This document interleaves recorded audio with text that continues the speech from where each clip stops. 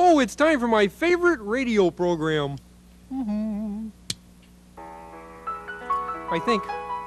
Good morning. Welcome to Get Moving, your favorite morning exercise show. That's it. This morning, our first exercise is going to be bending over and touching the toes. Hey, everybody, why don't you do this with me? Just do what I do, okay? Ready? Begin. Okay. 1, 2, 1, 2, 1. Okay, bend over and touch your toes, 1, kids. 2, 1, 2. Oh, this is fun. Yeah, it's great fun being a man in this modern world and having to bend over and touch your toes. It seems more and more any man in the public arena has to bend over and touch his toes. And what a great example Barry Hall's been. Mr. Tough, and now he's been taken down. Just check this out from 60 Minutes. It was a bit unrehearsed. It was off the cuff comment that was inappropriate for air. Shouldn't have been on radio, 100%. But Well, thank God there was a but. Because honestly, what is with all these men that get taken down and have to apologise? Why should you apologise? I was comfortable in a room with 4 other guys and naive to the fact that, those comments were inappropriate at that stage, which sounds stupid. It does sound stupid, I know. I say crude stuff like that, not in a meaning to be degrading to women or inappropriate, or it's more to get people laughing. It was to get people laughing, and it was probably appropriate for your target audience. So how did something you say as a joke become such a big thing for people that weren't even listening to your radio station? And I sort of understand now, after the ramifications of what happened, that, that shouldn't certainly be on air. If it shouldn't have been on air, why didn't the producer's head roll? What happened to the person that monitors what you say? What happened to the 7-second rule? What happened to the other 4 guys that were with you? It's a joke. How come Barry Hall has taken responsibility for the whole thing? There are people who would say he was having a joke. There are a couple of guys on the air having a laugh. But you've got to look at the bigger picture, I think. Oh yeah, this will be good, the bigger picture. Okay, so let's look at the bigger picture. And you've got to look at respect and decency. So who is this woman? Well, Google tells me Georgia Dent is a journalist and an editor and a passionate advocate for gender equality. And here she is saying that we need to look at respect.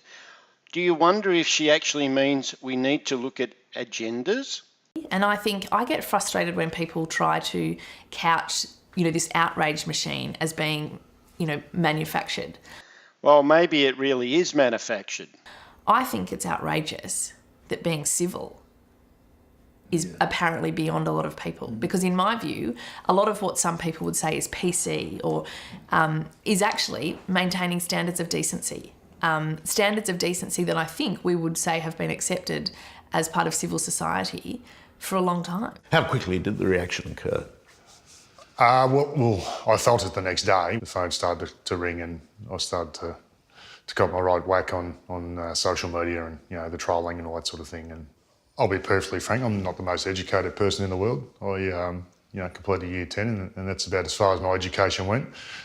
Now this bit upsets me because, Barry, what has your education got to do with anything? Stand up and be a man and own it. But I'm a rough diamond, as you said. I'm a country boy. I speak differently to most people, and I try and see myself as a pretty honest sort of person. So if we can't be that nowadays, maybe I don't want to be in this industry anymore. It's not just this industry, Barry. It's a cancer affecting all parts of Western society and all parts of organisations. Do we hate him or do we feel sorry for him? I think that you have to say, unfortunately, Barry Hall created the circumstances in which he lost his job. And I think, on a human level, do I feel sorry for him? Yes, I wouldn't wish that situation upon anyone. But I think that if you're in a position where you are a public broadcaster, you have to be held accountable. And there are standards of decency that he quite clearly breached. Really? What standards of decency did he breach? Because honestly, I don't know. Does that mean he's never employable again? No, I wouldn't say that. Does it mean that he has no redeeming features and ought to be punished for the rest of his life? No. But I think that, was it right for him to lose his job? Yes. Of course it was right for him to lose his job because it's not your job and now you're on TV and he's not. I've been seen to degrade women, which I can understand. But in response to that, these poor excuse for humans, these trolls, attack my partner, who's a female, and attack my poor innocent son, who's done nothing to anyone. How was she blamed for your sin? Well, basically saying that I was a pig and she deserves me and all that stuff, and, my son's ugly and, talking about harmful things to them. And I'm not talking about just harmful words, I'm talking about physical stuff. I've certainly learned the hard way now and, with a vulgar comment. But I've actually sort of went away and educated myself on why it was vulgar and why it was degrading to women. And we all know that it was. No, we don't, Barry, because when you said that, you said it with no intent. You said it not harming women, not having a go at women, nothing to do with women. It was a joke between the boys. And frankly, half of us thought it was pretty damn funny. But it wasn't the intent to degrade women. Ah, there you go. It wasn't the intent. So if it wasn't the intent, you'd have to wonder why you got the sack. You'd have to wonder what this is all about. And not only that, the people that are upset weren't even listening to the radio station. How do we make the punishment fit the crime on social media? There are no rules. Well, look, social media is a wild world, and I think that it is beholden on the organisations themselves. I think the platforms themselves have got an obligation to step up and do more, to stamp out, because there is so much sort of simply vile abuse that gets through on social media that is not helpful to anybody. Really? So you know right and no one else knows right, and we should all listen to what you say because your opinion's right and everything else on social media should be banned. This situation is turning into such a ridiculous situation, it's not even funny anymore. And it's really sad when we continually take people down for our own agendas and our own political advantages. It's got to stop. If it doesn't stop, well, Bert and Ernie had it worked out what's going to happen. Hey, Ernie? Ernie, I'm tired of that program, Ernie. Hey, let's turn it off, okay?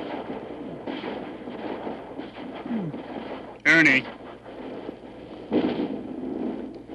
Ernie, I think it's time to have a talk about taking turns. I mean, you've been watching TV for a long time, and I want to listen to a record. Shh! Come on, Bert. Can't you see I'm trying to watch TV? Come on. Okay, smart guy. You watch your old TV. I'm going to play a record anyhow. Look at that. Hey, Bert. Hey, I can't hear the TV with the record going. Okay. You want to play a record? See if you can hear your record with the radio going. Okay, smart guy. See if you like this over here. Sure. How about that? Nice. Yeah. Sure. Why not? Well, there. Now, you see? You blew a fuse. Oh, well, don't just stand there talking about it. You were the one that had the bright idea to, turn on the dumb mixer. What are we going to do now?